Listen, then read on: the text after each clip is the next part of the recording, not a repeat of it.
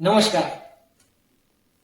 જ્યારે કોઈ વ્યક્તિ પોતાના જ્ઞાનથી, પોતાની મહેનતથી, પોતાની પ્રતિભાથી સમાજને કંઈક ઉત્તમ આપે છે, ત્યારે તે વ્યક્તિ કરતા વિશેષ પ્રેરણા સ્ત્રોત, હા સાહેબ, સમાજને પ્રેરણા સ્ત્રોત બની જાય છે. એ વ્યક્તિના વિચારો, એ વ્યક્તિની મહેનત થકી સમાજને નવી દિશા મળે છે. હા, એવી જ એક વ્યક્તિ સાથે આજે મુલાકાત કરવાની છે. ખૂબ જ પ્રેરણાદાયક વ્યક્તિ અને તાજેતરમાં Gujarat state allied health કાઉન્સિલના member નિમણૂક થયા છે. તો એવી પ્રતિભા સાથે આજે મુલાકાત કરી અને એમના વિચારો પણ સમાજને લાગુ પડે, એમના શબ્દો પણ સમાજને કામ આવે, એ જ શબ્દો સાથે મુલાકાત કરીએ. તો સ્વાગત કરીએ ડોક્ટર રાજીવભાઈ લીંબાસિયાને. સ્વાગત છે સાહેબ. નમસ્તે સાહેબ, આજે આપણે થોડીક પ્રશ્નોત્તરી કરી, આપણા યુવા પેઢીને કામ આવે, સમાજને કામ આવે એવા અમારા પ્રશ્નોનું નિરાકરણ. તો સાહેબ, આપણે પ્રથમ પ્રશ્ન છે કે આપણી કારકિર્દીની તો કઈ વાત જ અલગ છે, અમે જાણીએ છીએ. તો આપની શૈક્ષણિક કારકિર્દી અને શૈક્ષણિક કારકિર્દી પછી આરોગ્ય કારકિર્દી ની અમને વાત જણાવો. સૌથી પહેલા તો આપણા વરિયાવંશ પ્રજાપતિ સમાજના સર્વે વડીલો, ભાઈઓ બહેનોને મારા જય શ્રી ગોપાલ. આજે જે અરવિંદભાઈ આપણે સમય કાઢ્યો અને આજે આપણી જે મુલાકાત થઈ એ બદલ આપનો ખૂબ ખૂબ આભાર માનું છું. આપણે જે પ્રશ્ન કર્યો કે મારા શૈક્ષણિક યાત્રા, તો મારું પ્રાઇમરી શિક્ષણ, પ્રાથમિક શિક્ષણ જે છે એ ખંભાળિયા, જુનાગઢ જિલ્લાનું ભેસાણ તાલુકાનું એક ગામ, ત્યાં મેં 1 થી 7 ધોરણ સુધીનું પ્રાથમિક શિક્ષણ મેળવ્યું. ત્યારબાદ બાજુના ગામમાં 8 થી 10 ધોરણ સુધી, અને ત્યારબાદ જુનાગઢમાં આવેલ સ્વામી વિવેકાનંદ સ્કૂલમાં 11 બાય સાયન્સનો અભ્યાસક્રમ પૂરો કરી 2002માં એશિયાની સૌથી મોટી હોસ્પિટલ એવી અમદાવાદની ગવર્મેન્ટ સિવિલ હોસ્પિટલ, ત્યાં ફિઝિયોથેરાપીમાં એડમિશન મળ્યું. 2002 થી 2006 સુધી મેં મારું બેચલર એજ્યુકેશન પૂરું કર્યું, અને ત્યારબાદ ઇન્ટર્નશીપ પછી મેં માસ્ટર ઓફ ફિઝિયોથેરાપી એટલે કે પોસ્ટ ગ્રેજ્યુએશન કોર્સ ચાલુ કર્યો, જે 2009માં પૂર્ણ કરી અને 1/1/2010 થી સુરતમાં લોખાત હોસ્પિટલ નામે ઓળખાતી જૂની એ મલ્ટી સ્પેશિયાલિટી હોસ્પિટલ છે તેની સાથે સંકળાયેલ સાર્વજનિક ફિઝિયોથેરાપી કોલેજમાં જોડાયો છું. અને ત્યારથી મારું જે આ આરોગ્યલક્ષી તમે કીધું કે વ્યવસાયિક કારકિર્દી શરૂ થઈ, જેના મેં આ 2025માં 15 વર્ષ પૂર્ણ થયા છે. સાહેબ, આપણે એને ડોક્ટર થી સંબોધન કરીએ છીએ કારણ કે તે પીએચડી ડિગ્રી મેળવી ચૂક્યા છે. તો આ પીએચડી ડિગ્રી મેળવવાનું થોડુંક અમને એના પણ યુવાનોને કઈ જણાવો. પોસ્ટ ગ્રેજ્યુએશન પછી માસ્ટર ડિગ્રી પછી પીએચડી થતું હોય છે. યુજીસી યુનિવર્સિટી ગ્રાન્ટ કમિશનના નિયમો સમયાંતરે બદલતા હોય છે, જેની સાથે અપડેટ રહી શકાય. તો જે સુરત આવ્યું 2010માં, એના પછી 2013 થી મેં ફરી વિચાર્યું કે ભણતર શું અહીંયા જ અટકી જશે, તો જીવનમાં ક્યારેય શીખવાનું પૂર્ણ થતું નથી. એ વિચારને અમલમાં લાવી 2013માં મેં પીએચડીમાં પ્રવેશ માટેનું શરૂઆત કરી, અને મને નવેમ્બર 2013માં ગુજરાત યુનિવર્સિટીમાં પીએચડી તરીકે પ્રવેશ મળ્યો, અને 2019માં મેં પીએચડી પૂર્ણ કર્યું. તો આમ જોવા જઈએ તો મારું પ્રાથમિક શિક્ષણથી લઈને પીએચડી સુધીનું જે શિક્ષણ છે તે સરકારી શાળા, કોલેજ કે યુનિવર્સિટી કો તેમાં મેં પૂર્ણ કરેલ છે. આ શિક્ષણ કોઈ વ્યક્તિગત કે કોઈ એકથી પૂર્ણ થાય એવું નથી, કેમ કે ફક્ત મેં કર્યું એવું ના કહી શકાય. આની અંદર મારા પરિવારનો ફાળો, સમાજનો ફાળો, ના આપણા જ્ઞાતિનો ફાળો પણ છે, જે સમયાંતરે કઈ ને કઈ આવા કાર્યક્રમ યોજી અને અમને પ્રોત્સાહન મળતું. મને આજે પણ યાદ છે કે હું જયારે 12મા ધોરણમાં મારું રિઝલ્ટ આવ્યું ત્યારે મને જુનાગઢ વરિયાવંશ પ્રજાપતિ સમાજ દ્વારા સન્માન પ્રાપ્ત થયું, અને ત્યારે એક ઉત્સાહ જે છે એ કંઈક અલગ જ લેવલ હતો. તો આજનું એ કાર્ય જે તમે અત્યારની પેઢી કરી રહ્યા છો, એ જાણીને બહુ આનંદ થયો કે આપણા સમાજના ઘણા બધા યુવાઓને આ પ્રોત્સાહન થકી આગળ જવાનું માર્ગદર્શન મળે છે. અને ત્યારબાદ હજી પણ એક વાત કરું કે શીખવાનું પૂર્ણ થતું નથી, તો પીએચડી પત્યા પછી પણ મેં વીર નર્મદ સાવંત ગુજરાત યુનિવર્સિટી સુરતમાં આવેલી સરકારી યુનિવર્સિટીમાં હમણાં જ ગયા વર્ષે PGDRA post graduate in diploma in research મેથોડોલોજીનો કોર્સ પૂર્ણ કરેલ છે. એની સાથે સાથે મેં ઇન્દિરા ગાંધી ઓપન યુનિવર્સિટી ઇગ્નુમાંથી પણ એક એચઆઈવી લક્ષી એક કોર્સ કરેલો છે. એની સાથે સાથે મેં યુનિવર્સિટીમાંથી બીએનએસયુ માંથી જ સ્ટેટિસ્ટિકલ એનાલિસિસનો પણ એક કોર્સ કરેલો છે. તો સમયાંતરે આપણે કીધું એ પ્રમાણે શીખવાનું ભણવાનું ક્યારેય પૂર્ણ થતું નથી. બસ મારું એક જ છે મેસેજ આ શિક્ષણ બાબતે કે તમે ગમે તે સમયે ગમે તે ઉંમરે ભણવાનું બંધ કરશો નહીં. રાજીવભાઈએ કીધું ને કે અટકવું નહીં, એક પછી એક પડાવ નવા પાર કરતા ગયા. અમને તો પીએચડી ડિગ્રી સુધીની જ ખ્યાલ હતો, પણ તમે કીધું કે પહેલા તો ખૂબ ખૂબ અભિનંદન આપને, નવા મુકામો સર કરો છો. તો રાજીવભાઈ એક બીજો પ્રશ્ન છે કે ગુજરાત સ્ટેટ અલાઇડ હેલ્થ કાઉન્સિલિંગમાં એમાં આપણે નિમણૂક થવાનું કઈ રીતનું કઈ માર્ગ તો હશે ને કે આપની નિમણૂક એમાં થઈ? નિમણૂક એટલે કોઈ પણ જે મેમ્બર છે એમની પ્રોફાઇલ જોવાતી હોય છે, અમને કેટલા વર્ષ અમને સાથે આ ડિસિપ્લિન કે જે પ્રોફેશન સાથે જોડાયેલ છે એમનું પ્રોફેશન પ્રત્યેનું જે ડેડિકેશન અને કર્તવ્યનિષ્ઠ જેને કહીએ એ છે, પ્લસ એનું ક્વોલિફિકેશન. આપણે વાત થઈ કે પીએચડી સુધીની ક્વોલિફિકેશન છે, ત્યારબાદ 15 વર્ષનો અનુભવ છે, એને લઈને નિમણૂક થતી હોય છે, પસંદગી થતી હોય છે. અને આ જે પસંદગી છે આ વાત ઉમેરી સરવિંદભાઈ અંદર કે જે છે ગુજરાત રાજ્યના health ministry health and family welfare department એના દ્વારા થયેલી છે.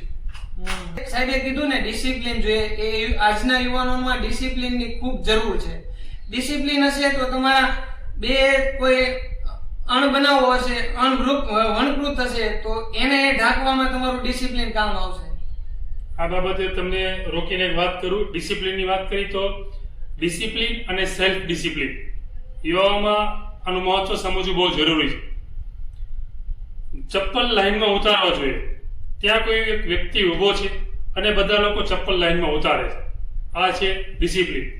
પણ જ્યારે કોઈ વ્યક્તિ છે નહીં છતાં પણ ચપ્પલ લાઈનમાં ઉતરે છે, આ છે સેલ્ફ ડિસિપ્લિન. જ્યારે મને કોઈ જોવે છે અને હું એ કરું છું, ટ્રાફિક સિગ્નલ છે, ઘરે મેમો આવશે, તે હું નિયમ પાડું છું કે છતાં કોઈ છે નહીં પણ મારું કર્તવ્ય બને છે કે સિગ્નલ બંધ છે તો મારે જવું ના જોઈએ. આ છે સેલ્ફ ડિસિપ્લિન, જેને જે આપણે કહીએ કે શિસ્ત અને અનુશાસન. શિસ્ત અને અનુશાસન. શિસ્ત તો બધામાં જ્યારે કોઈ હોય ત્યારે રહેતા હોય છે, પણ અનુશાસિત વ્યક્તિ હંમેશા જીવનમાં આગળ વધતો હોય છે. ચોક્કસ. તો રાજીવભાઈ એક નવો પ્રશ્ન છે. આજની વર્તમાન પેઢી આરોગ્ય પ્રત્યે કેટલી સજાગ?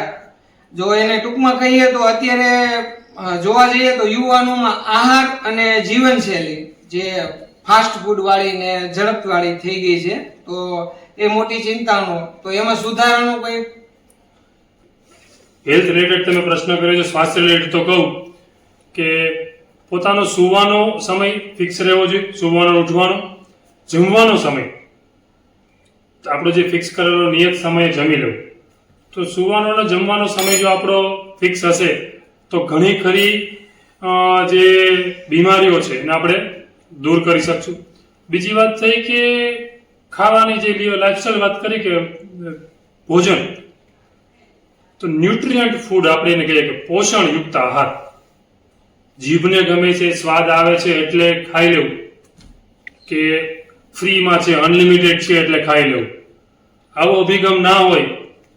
આપણા માટે શું સારું છે, કયું ન્યુટ્રિયન્ટ ફૂડ છે, તો એની પહેલા તો આપણને માહિતી હોવી જોઈએ, અને એના અનુરૂપ આપણું ભોજન હોય તો ઘણી બધી બીમારીને રોકી શકાય છે. Prevention is better than cure. રોગ આવ્યા પછી હવે આ દવા લેવી, કોને બતાવવું, શું કરવું, રોગ ન આવે એના માટે શું એવું વિચાર છે જ્યારે આજની પેઢી, તો એ એક અલગ જ લેવલ પર જશે. એને કહેવાય હેલ્થ પ્રમોશન. સરકારનો અત્યારનો કન્સેપ્ટ જે ચાલે છે એના પર ચાલે છે, એને કહેવાય health promotion. Promote your health to the higher level. તમે અત્યારે કઈ એવી પ્રવૃત્તિમાં જોડાયેલા છો કે જેથી તમારી લાઈફસ્ટાઈલ, જીવન ધોરણ એટલું ઉચ્ચ સ્તર બને કે તમે બીમારીના રિસ્કથી બહુ દૂર જતા. એટલે લાઈફસ્ટાઈલમાં again I would like to repeat here કે તમારું સુવાનો, ઉઠવાનો સમય, ભોજનનો સમય એ ફિક્સ હોય અને તમને એ સમજવું હોય કે શું ખાવું જોઈએ, તો તમે આ ઘણી ખરી બીમારીથી બચી શકો. સર, એક નવો પ્રશ્ન છે કે શારીરિકની સાથે સાથે માનસિક આરોગ્ય સુધારવા શું કરવું? Health, mental health. Mental health. WHO ની ડેફિનેશન હેલ્થની એવી કે હેલ્થ એટલે ખાલી કે રોગ ના હોય એવું નથી. માણસ શારીરિક, માનસિક અને સામાજિક રીતે સ્વસ્થ હોવો જોઈએ. શારીરિકની તો વાત કરી કે સશક્ત હોય, ફિટ હોય, આપણે લોકો છોકરાઓ જીમમાં જાય, દોડી શકે. બીજું સ્વાસ્થ્ય છે માનસિક સ્વાસ્થ્ય. તો માનસિક સ્વાસ્થ્ય કઈ રીતના જળવાય? હું તો એવું કહીશ કે દરેક વ્યક્તિએ પોતાના જીવનમાં એક કળા શીખી શકો. સંગીત સાંભળો, સંગીત વગાડો, અધર સ્વિમિંગ છે, કોઈ પ્રવૃત્તિ છે એમાં જોડાઓ, જેથી તમારું માનસિક સ્વાસ્થ્ય સુધરે. અને માનસિકની સાથે સાથે સામાજિક સ્વાસ્થ્ય મેં કીધું તમે સોશિયલ હેલ્થ એટલે તમને જે જવાબદારી તમારા પરિવાર પ્રત્યેની, સમાજ પ્રત્યેની છે એ તમે ફૂલફિલ કરો છો કે? તો શારીરિક સ્વાસ્થ્ય જે વર્ચ્યુઅલ દુનિયાથી નહીં કે મારા ફેસબુકમાં 50 ફ્રેન્ડ છે કે 500 ફ્રેન્ડ છે કે આટલી લાઇક્સ આવે છે, જે પણ સોશિયલ મીડિયા છે that is virtual world, virtual દુનિયા. પણ તમે રિયલમાં સામેવાળી વ્યક્તિ સાથે સંવાદ સાધી શકો છો કે? એટલી તમારી વોકેબ્યુલરી છે કે કોઈ વ્યક્તિ તમને પહેલી વખત મળે છે તો તમે એની સાથે ઓપનલી કે જે વાત કરી શકો છો કે આપલે કરી શકો છો કે? અરે અપરિચિત શું, પરિચિત સાથે પણ આપણે નથી કરી શકતા. શું કામ? કારણ કે આપણે અત્યારની પેઢીમાં એ સ્કિલ જ જતી રહી. તો એની આડઅસરો દેખાવા પણ માંડી છે અલગ અલગ જગ્યાએ આપણને. અને હા, મેડિકલના ફિલ્ડના અંદર પણ અમને હવે શારીરિકના સાથે સાથે આવી બધી માનસિક જે તમે વાત કરી એને લગતી તકલીફો પણ બહુ આવે છે. માનસિક તણાવ, દબાણ નાની ઉંમર આવે છે. તો માનસિક સ્વસ્થ રહેવા માટે જે કીધું પ્રમાણે કોઈ એક પ્રવૃત્તિમાં જોડાઈએ, આપણે ધ્યાનમાં બેસી શકીએ, પ્રાણાયામ કરી શકીએ, એનાથી પણ માનસિક સ્વાસ્થ્ય સુધરતું હોય છે. ઘણા બધા પરિબળો આપણને જણાવ્યા કે સાહેબ અત્યારે સળગતો મુદ્દો એ પણ છે કે સમાજમાં વ્યક્તિગત વિકાસથી સમાજ વિકાસ અને સમાજ વિકાસથી દેશ દુનિયાનો વિકાસ. આ વાક્યને સાર્થક કયા ક્ષેત્રમાં ધ્યાન આપવું જોઈએ? દેશનો વિકાસ કે રાષ્ટ્ર નિર્માણ, અલગ અલગ ક્ષેત્ર ઘણી. આપણે શિક્ષણની વાત કરી, સ્વાસ્થ્યની વાત કરી, મહિલા વિકાસ છે, રોજગારી છે. તો દરેકની શરૂઆત આપણે જોઈએ તો વ્યક્તિ વિકાસ. તમે જે વાત કરી, હું એને કહીશ કે વ્યક્તિ નિર્માણ. જો વ્યક્તિનું નિર્માણ થશે તો વ્યક્તિ નિર્માણ થકી સમાજ નિર્માણ અને સમાજ નિર્માણ થકી રાષ્ટ્ર નિર્માણ. જ્યારે કોઈ વ્યક્તિના અંદર એ ભાવના આવશે કે મારે મારા રાષ્ટ્ર કે મારા સમાજ માટે કંઈક કરવું જોઈએ, તો જે પણ ક્ષેત્રમાં એ વ્યક્તિ હશે, પછી એ વ્યક્તિ શિક્ષણમાં હશે, એ વ્યક્તિ કોઈ હેલ્થ સાથે સંકળાયેલો હશે, એ વ્યક્તિ કોઈ વેપારી સંગઠન સાથે જોડાયેલો છે, દરેક ક્ષેત્રમાં એ હંમેશા પોતાના રાષ્ટ્ર અને સમાજને હિતને લગતું જ કાર્ય કરશે અને અલ્ટિમેટલી રાષ્ટ્રનો જે છે એ વિકાસ થશે.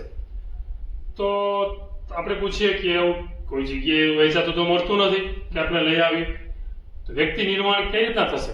વ્યક્તિ નિર્માણ માટે જે જાતે ઘસાવું, તો એવા કોઈ વર્કશોપ નથી કે એવા સંગઠનો છે કે જેમાં વ્યક્તિ જોડાય અને વ્યક્તિ નિર્માણ થઈ શકતું હોય.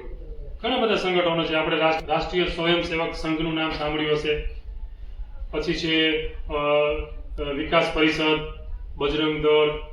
તમે જો કોલેજમાં હશે તો શિક્ષણ જગત સાથે ભારતીય શિક્ષણ મંડળ, સ્વૈચ્છિક સંઘ, ભારતીય વિચાર મંચ, વિશ્વ હિન્દુ પરિષદ, જે ધર્મ તેમજ સમાજ માટે પણ કામ કરે છે તેવા અનેક બહેનો માટેના પણ સંગઠનો છે. તો આવા બધા સંગઠનોમાં જો આપણે સમય આપીએ અને જોડાઈએ, તો કોઈ પણ ઉંમરે જોડાઈ શકાય છે. એ બાલ્ય અવસ્થા હોય, યુવા અવસ્થા હોય કે આપણી કઈ પ્રૌઢ અવસ્થા હોય, કોઈ પણ અવસ્થામાં આ સંગઠન સાથે જોડાતા હોય છે, જેમાં વ્યક્તિ નિર્માણ થાય છે અને એ વ્યક્તિ નિર્માણ થકી સમાજ નિર્માણ અને રાષ્ટ્ર નિર્માણ થતું હોય છે. સાહેબ, એક નવો પ્રશ્ન છે કે સોશિયલ મીડિયા એડિક્શન રોકવા શું કરવું? અત્યારે લોકો 30 મિનિટની જ્ઞાનવર્ધક વાત જ છે તો એમાં ટાઈમ નથી આપતા 30 મિનિટ આમ રીલ્સ સ્ક્રોલ કરવામાં 30 મિનિટ કાઢી નાખશે. તો આ એડિક્શન દૂર કરવા શું કરવું? બહુ સારો વિષય તમે કીધો છે, સોશિયલ મીડિયા એડિક્શન. પણ હું તો એમ જ કહીશ કે treat the cause otherwise root not the symptoms. એટલે કે સમસ્યાનું મૂળ ક્યાં છે? આપણે ઘણી વખત સમસ્યા છે એવી વાતો કરતા હોઈએ છીએ. ચર્ચા સમસ્યા આ છે પેલી છે એના પર બહુ જ થતી હોય છે, પણ સોલ્યુશન ઉપર બહુ ઓછી થતી હોય છે. અરવિંદભાઈ, સમાજમાંથી આ બધીઓ છે, પરિવારમાં આ તકલીફ છે, આ જગ્યા પર આ તકલીફ છે, બાળકોમાં આમ છે, યુવાઓમાં આમ છે, પણ એના સોલ્યુશન માટે શું કરવું? તો જે અત્યારે જે સોશિયલ મીડિયાનું એડિક્શન છે, તો સાંભળવામાં થોડું કડવું છે કે એ આપણા થકી જ આવ્યું છે. બાળકો કોને અનુસરે છે? મોટાઓને અનુસરે છે. જોવે કે બાળક પરિવારમાં હોય, નાનું બાળક, અને એના ઘરના સભ્યો જો કોઈ ન્યૂઝપેપર વાંચે છે, કોઈ મેગેઝિન વાંચે છે, કોઈ પુસ્તક વાંચે છે, તો બાળક જોવે ને એનું અનુકરણ કરતું હશે, એ પણ કંઈક લઈને બેસી જશે. પણ એની સામે જોવે કે પરિવારના સભ્યો મોબાઈલમાં કંઈક જોવે છે, મોબાઈલમાં કંઈક પોસ્ટ કરીને એના વિશે ચર્ચા કરે છે, તો બાળકના ધ્યાનમાં બધું જ હોય છે, એ પણ અનુકરણ કરતો હોય છે. બીજી વાત કે ઘણી વખત આપણે બાળકને કંઈક આપવાને બદલે, સારી વસ્તુ આપવાને બદલે, એ ક્યારેક કંઈક જીદ કરે કે કંઈક ખાતું ના હોય, આપણી વાત માનતું ના હોય, તો આપણે જેને લાલચ આપી દઈએ છીએ મોબાઈલની, અને એના હાથમાં મોબાઈલ પકડાઈ દઈએ છીએ, જો આમ છે, અને એટલો ટાઈમ પૂરતો આપણે આપણું કંઈક અન્ય કામમાં પરોવાઈ જતા હોય છે. જ્યારે કે એ બાળકને સમય હતી, સમયની જરૂર હતી, આપણા સમયની જરૂર હતી, નહીં કે એને ફોનની. તો જે સમયે આપણી જરૂર હતી ત્યારે એ સમયે આપણે એને એક આવું ડિવાઇસ પકડાવી દીધું છે. તો બીજું જે છે કે યુવાનોમાં પણ એવી ગ્રંથિ બંધાય છે કે કંઈ પણ જોવું હોય, માહિતી જોઈતી હોય તો એ મોબાઈલમાં અમારથી મળી જશે, અને એના લીધે ઘણી વખત યુવાનો કોઈ ફ્રોડનો શિકાર બનતા હોય છે. એ જ રીતના વડીલો અને પ્રૌઢ લોકોમાં પણ હમણાંના સમયમાં તમે સમાચારમાં પણ સાંભળ્યું હશે, સાયબર ક્રાઇમ્સના ઘણા બધા કિસ્સાઓ જાણવા મળે છે. તો દરેક ઉંમરને આ લાગુ પડે છે, અને બાળકોને યુવાનોમાં ખાસ તો શરૂઆત આપણાથી કરવી જોઈએ. આપણે આપણા તરફથી મોબાઈલનો ઉપયોગ જ્યારે આપણે કુટુંબમાં હોય, પરિવાર સાથે હોય, ત્યારે ઓછામાં ઓછો કઈ રીતના કરી શકીએ. જરૂર પૂરતો જ, ઘરે કંઈક ફોન આવી, બહુ જરૂર પડી તો જ, અધરવાઇઝ એને કોઈ એક જગ્યા પર મૂકી દઈએ અને આપણે પરિવારના સભ્યો સાથે સમય વિતાવીએ, તો ચોક્કસ ને ચોક્કસ આનું પોઝિટિવ રિઝલ્ટ મળી શકે. સાહેબ, હાલના સમયમાં એક સળગતો પ્રશ્ન છે કે રોજગારી. તો એ પ્રશ્નમાં એમ છે કે ગુજરાતના યુવાનો માટે શિક્ષણ અને રોજગારીના અવસરો વિશે તમારું મંતવ્ય? ગુજરાત કે કોઈ પણ વાત કરે, પ્રદેશ કે દેશની, શિક્ષણ કેવું હોવું જોઈએ? શિક્ષણ થકી રોજગાર. આપણે ઘણી વખત એવું થતા હોય કે ભણશે ગણશે તો કંઈક કમાશે, એ વાત કરીએ. તો અહીંયા હું એક વાત કરવા જઈશ કે there is a difference between literacy and education. Literacy મતલબ સાક્ષર હોવું, અને એજ્યુકેટેડ મતલબ શિક્ષિત હોવા. સાક્ષર હોવું અને શિક્ષિત હોવું બંનેમાં ડિફરન્સ છે. સાક્ષર એટલે ખાલી વાંચતા લખતા આવડી ગયું એનો મતલબ શિક્ષિત થઈ ગયું એવું નથી. આજે તમે જોયું હશે ઘણા ગ્રેજ્યુએશન સુધી ભણેલા હોય છતાં પણ અનએજ્યુકેટેડ જેવું બિહેવ કરતા હોય. તો આપણે આપણા યુવાઓને, સમાજને શિક્ષણ આપવું જોઈએ, નહીં કે સાક્ષર બનાવવું. એ મારું વ્યક્તિગત મંતવ્ય છે. બરાબર કે તો એવું શિક્ષણ કે જે એને જીવન નિર્વાહ, જીવનનું જે જવાબદારી છે એનું વહન કરી શકે, પોતાના પરિવારનું વહન કરી શકે, જવાબદારીનું, દાયિત્વનું વહન કરી શકે. તો એવા શિક્ષણ થકી એ પોતાનું, પોતાના પરિવારનું અને સમાજનું નિર્વાહ કરશે, જેથી એ ખરા અર્થમાં સ્વતંત્ર બનશે, પરાવલંબી નહીં પણ સ્વાવલંબી બનશે, રોજગાર લેવા માટે નહીં પણ રોજગાર આપશે, આવો વ્યક્તિનું નિર્માણ થશે. તો એવું શિક્ષણ હોવું જોઈએ. સાદી ભાષામાં કહીએ ને તો સાહેબે કીધું એમ કે શિક્ષિત લોકો નવા રોજગારો ઉત્પન્ન કરશે. એ પોતે જાતે તો શિક્ષણને આગળ વધારશે, પણ એ શિક્ષણ એ ભણેલા ગણેલા હશે તો વધારે રોજગાર મળશે, ઉત્પન્ન કરશે. સાહેબ, વર્તમાન પેઢીનું એક ખૂબ જ જરૂરી પાસું છે અને પ્રશ્ન છે કે નિષ્ફળતા મળે ત્યારે શું કરવું. અત્યારે આપણે નથી કહેતા કે ડિપ્રેશન એક છે, અથવા એ પ્રશ્નને અલગ રીતે લઈએ તો સફળતા મેળવવા માટે કઈ કઈ બાબતોનું ધ્યાન રાખવું. નિષ્ફળતા તો એના વિશે તો ઘણું બધું લખાયું છે, ઘણું સાહિત્ય અવેલેબલ છે. તમે જોશો તો પુસ્તકો, ઘણાના પ્રેરક પ્રસંગો, વૈજ્ઞાનિકોનો જીવન કથા પણ તમે વાંચો તો ઘણીવાર એવું લખ્યું હોય કે થોમસ આલ્વા એડિસને 100 વખત બલ્બ બનાવવાના પ્રયત્ન કરે, 100 વાર ફેલ ગયો, તો ત્યારે પણ એને નિષ્ફળતાથી હાર નહીં માની. એને એવું કીધું કે મને એવા 100 પ્રયોગો મળ્યા કે જેના થકી લેમ્પ ના બને એ મને ખબર પડી. તો આવા પ્રેરણારૂપ ઘણા પ્રસંગો હોય છે, પણ બુકમાં લખ્યું અને રિયલ લાઈફ આપણે જે કહ્યું ને કે વાસ્તવિક જીવનમાં જ્યારે નિષ્ફળતા મળે ત્યારે એને પચાવવી ઘણી વખત અઘરી હોય. તો એક તો ઘણી વખત આપણે જે યુવાઓમાં કહીએ ને, અત્યારના યુવામાં તો જે કે ધીરજનો અભાવ, પેશન્સ, કંઈ પણ જલ્દી મેળવી લેવું, એનો એક અભિગમ આવે છે. તો જ્યારે પણ કોઈ નિષ્ફળતા મળે છે તો પહેલા તો જોવું કે એનું કારણ, કે શું મારા પ્રયત્નમાં ખામી રહી કે એના થકી મેં આ સફળતા નહીં મેળવી શક્યો. ઘણા બધા યુવાઓના તમે પ્રેરક પ્રસંગ જુઓ છો. યુવાઓ માટે એક પાત્ર હું કહીશ, સ્વામી વિવેકાનંદ. તમે સ્વામી વિવેકાનંદને વાંચો, ફક્ત 38-39 વર્ષનું આયુષ્ય જીવ્યા અને આખા દુનિયામાં, ભારત દેશ કે ગુજરાત રાજ્ય નહીં પણ આખા દુનિયામાં એ પ્રેરણા સ્ત્રોત બન્યા.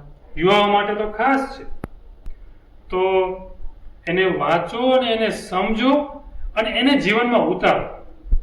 તો નિષ્ફળતા માટે જે ડિપ્રેશન આવે છે કે જે નિષ્ફળતાનો ભય છે ને એ જતો રહેશે. ફરી વાર કહીશ, સ્વામી વિવેકાનંદજીને વાંચો, સમજો અને ઉતારો. આજના યુવાનો માટે આ પૂરતું છે. સફળતા મેળવવા માટેના પ્રયત્નો, કઈ રીતના સફળતા મળે, તો ઘણી વખત આપણે સાંભળ્યું હશે કે આ ભાઈ આટલા પ્રયત્નો કર્યા, એ પ્રયત્નો પૂરતા હોતા પણ નથી. એનો એક સમયગાળો હોય છે. એ સમયગાળો પૂર્ણ થાય એમાં તમારા જે પ્રયત્નો છે એ તમારા ધ્યેયલક્ષી પ્રયત્નો, ધ્યેયલક્ષી સહી નિર્ણય કેસે લે. કોઈ પણ સફળતા માટેના એના પાસાઓ તપાસવા, એની પૂરતી માહિતી એકત્રિત કરવી અને એ દિશામાં સતત લાગી રહેવું. કે એવું સાંભળવું તો સારું લાગે, પણ જ્યારે રિયલ વર્લ્ડમાં કે રિયલ સિચ્યુએશનમાં જઈએ ત્યારે મુશ્કેલી થતી હોય. પણ આવી બધી મુશ્કેલીઓ, અડચણોને ગણકાર્યા વગર સતત કોઈ લાગી રહે છે ત્યારે એને સફળતા મળે છે. ભગવદ્ ગીતામાં પણ કીધું છે કે કર્મ કરે. અત્યારે આપણે કોઈને એનો ઉદ્દેશ છે કે નિષ્કામ થઈને કામ કરવું, તો કે જેનો કંઈ ફળ જ નથી મળવાનું એ બાબતે મારે શું કામ પ્રયત્ન કરવો છે, મને એમાંથી કંઈ મળવાનું જ નથી, મારે શું કામ કરવું છે. પણ તમે કોઈ એક ઉદ્દેશ, તમારું ધ્યેય પાછળ જો તમે સતત લાગી રહેશો તો તમને એમાં ધારી સફળતા મળશે. સર, સાહેબે કીધું એમ સતત નિરંતર પરિશ્રમ, નિરંતર પ્રયાસો ચાલુ રાખવાથી ખરેખર સફળતા મળે છે. સાહેબ, એક પ્રશ્ન એવો છે કે વર્તમાન પેઢીમાં અમુક કોક જલ્દી ધનવાન બનવા માટે, જલ્દી વિદ્યાવાન બનવા માટે, અથવા સોશિયલ મીડિયાની ભાષામાં કહીએ તો જલ્દી વાયરલ થવા માટે શોર્ટકટ અપનાવે છે. આ શોર્ટકટ ની પદ્ધતિ યુવાનોને કેટલું ગંભીર પરિણામ ઉપર લઈ જાય છે, અથવા એનાથી બચવા માટે કયા પ્રયાસો હોવા જોઈએ? પહેલા આમ જે હમણાં વાત થઈ સફળતા માટેની, કે નિષ્ફળતાને કઈ રીતના પચાવવી, એમાં આપણે કીધું કે ઘણું બધું સાહિત્ય અવેલેબલ છે. એ જ રીતના there is no shortcut for success. પહેલા તો એક માઇન્ડમાં એક હોવું જોઈએ કે નો શોર્ટકટ ફોર સક્સેસ. જોઈએ છીએ, વાંચીએ છીએ, સાંભળીએ છીએ, પણ ઉતારતા નથી. બરાબર છે. તો આના પહેલાના પ્રશ્નમાં પણ આપણે કીધું કે કર્મ કરીએ જાય એનું ફળ તો મળવાનું છે. તો એટલી ધીરજ, એટલી પેશન્સ હોવી જોઈએ. ઘણી વખત જોયું છે, આપણે જોયું ને કે કોઈક ઈંડું છે, પક્ષીનું ઈંડું, જ્યારે એનો સમય આવે છે, એનું જે પક્ષીને સેવે છે અમુક સમય આવે પછી જે એની અંદર બચ્ચું બને અને પરિપક્વ થઈને એ બહાર આવે છે અને તે તો જે સર્વાઈવ કરે છે. જો આપણે એને સમય પહેલા બહાર કાઢી લઈશું એનું તોડશું તો એમાં બચ્ચું જે છે એ સર્વાઈવ કરશે નહીં, જીવશે નહીં, મરી જશે. તો શોર્ટકટ જલ્દી મેળવવાની જે કે આપણે અંદરથી ઈચ્છા, તો એ લાંબો સમય રહેશે નહીં. હવે તો મળશે જ નહીં, પણ જો મળશે તો એ જેમ બચ્ચું આપણે કીધું કે શોર્ટ ટાઈમમાં મરી જશે કે જીવશે નહીં, તે રીતે સફળતા પણ લાંબુ સફળતા હશે નહીં. તો યુવાઓએ જે પણ યુવાઓ આ શોર્ટકટ વિચારતા હોય છે, તો પહેલી જ મારી એ જ એમની સલાહ છે કે there is no shortcut in life, no shortcut for success. કોઈ પણ કાર્યની કોઈ પણ સફળતાનો એક સમયગાળો હોય છે. એ સમયગાળાનો તમે રાહ જુઓ, એમાં મહેનત કરો અને પછી તમે એ સફળતા મળશે અને ટકી પણ રહેશે. જો તમારે કોઈ પણ વ્યવસાયમાં, કોઈ પણ બિઝનેસમાં સફળ થવું છે, તો it says that love your profession. You just fall in love with your profession. મતલબ કે તમે તમારા વ્યવસાયને ચાહો, પ્રેમમાં પડી જાઓ. તમે તમારા વ્યવસાયના પ્રેમમાં પડી જાઓ તો તમે કે એના વિશે વિચારશો અને એમાં તમે આગળ અને આગળ વધશો અને એ વ્યવસાયમાં તમે શિખર પર, ટોપ પર હશો. એ જ સફળતાનો ગુરુ મંત્ર છે. સાહેબે કીધું એમ કે જેટલું આ શોર્ટકટ પદ્ધતિથી જેટલું જલ્દી આવે છે ને એટલું જલ્દી વયું પણ જાય છે. એટલે સાહેબ એક આજના યુવાનોને, આજના ગુજરાતના યુવાનોને કે ભારત દેશના યુવાનોને અથવા સમાજને કોઈ એક સંદેશો આપવો હોય તો કયો સંદેશો આપશો? અત્યારના જે સમય છે, ટેકનોલોજીનો સમય, તો અત્યારની જે આપણી ભારતીય સંસ્કૃતિ કહો કે સમાજ કહો, આપણો સમાજ જે વ્યવસ્થા પર ટકી રહ્યો છે ને એ છે કૌટુંબિક વ્યવસ્થા, કુટુંબ વ્યવસ્થા. તો હું યુવાઓ કે બહેનો, ભાઈઓ બધાને એક જ મેસેજ આપીશ કે તમે તમારા પરિવાર વ્યવસ્થા છે એની સાથે જોડાયેલા રહો. આજે તમે જોયું હશે કે 2 BHK 3 BHK ફ્લેટ, એમાં ચિલ્ડ્રન્સ રૂમ અલગ. તો એક સંદેશો ફરી હું રિપીટ કરીશ કે પરિવાર સાથે જોડાયેલા રહો. દિવસમાં એક વખત, ઓછામાં ઓછું એક વખત તમારા પરિવાર સાથે ભોજન લો અને સપ્તાહમાં એક વખત કે મહિનામાં એક વખત, જે અનુકૂળતા હશે વ્યવસાયના અકોર્ડિંગલી, પરિવાર સાથે કોઈ જગ્યા પર, કોઈ સ્થાન પર સમય ગાળો. જે તમારા પરિવારના સભ્યો સાથે સમય આપો. તો દિવસમાં એક વખત પરિવાર સાથે ભોજન, સપ્તાહમાં એક વખત પરિવાર સાથે આપણે મિલન કે બેસવાનું. આ બે વસ્તુ. અને સાથે સાથે જે આપણું જે કુટુંબ તો સદ્ધર બનશે અને કુટુંબ થકી આપણે જે આપણા સમાજને સદ્ધર બનાવવાનો છે. તો થોડો સમય આની સાથે આપણે આપણા જાતનો થોડો સમય આપણા સમાજ માટે પણ આપીએ. સમાજનું જે પણ કાર્ય છે એમાં આપણે થોડું યોગદાન આપીએ. સાહેબે કીધું એમ કે ખરેખર વ્યક્તિના વિકાસથી સમાજનો વિકાસ આ કાર્ય અને આ વાતને સાર્થક કરે છે. તો સાહેબ ખૂબ ખૂબ આભાર. આપના પ્રશ્નોથી અમારા દર્શક મિત્રો ખૂબ સંતુષ્ટ છે અને ખરેખર અત્યારની વર્તમાન પેઢીને આ પ્રશ્નોના જવાબની જરૂર છે. તો આપનો ખૂબ ખૂબ આભાર સાહેબ. ધન્યવાદ. હું પણ એવું કહીશ કે જે આજના વ્યસ્ત શેડ્યુલ, એકદમ બિઝી શેડ્યુલ છે, એમાં જ્યારે લોકોને વ્યક્તિ સાથે મળવાનો સમય નથી, તો એવા જે પરિસ્થિતિ અત્યારે છે એમાં તમે સમય કાઢીને આવ્યા અને આવી જે વાતો થઈ અને એને તમે સમાજ થકી પહોંચાડી અને જે આ કાર્ય કરી રહ્યા છો, અલગ અલગ આવી પ્રતિભાઓને મળીને તમે આપણા વરિયાવંશ પ્રજાપતિ સમાજ એને જે તમે કાર્ય કરે છે, યુવા ટીમ, એને મારા તરફથી ખૂબ ખૂબ ધન્યવાદ, ખૂબ ખૂબ અભિનંદન અને આવું નવું કાર્ય કરતા રહો તેવું મારી શુભેચ્છા. ધન્યવાદ. આભાર. નમસ્કાર.